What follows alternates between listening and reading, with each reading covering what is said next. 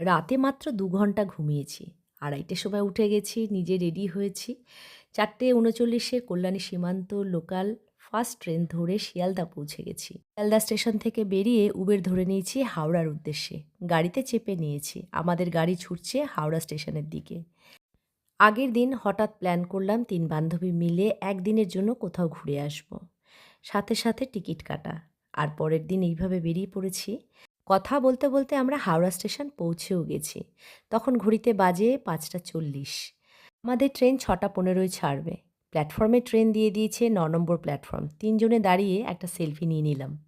Howrah to Dhanbad Black Diamond train ১৬, ১৭, ১৮ seat number খুঁজে ৩ বান্ধবী বসে গেছি। ট্রেনটা আমাদের একদম রাইট টাইমে ছেড়ে দিল।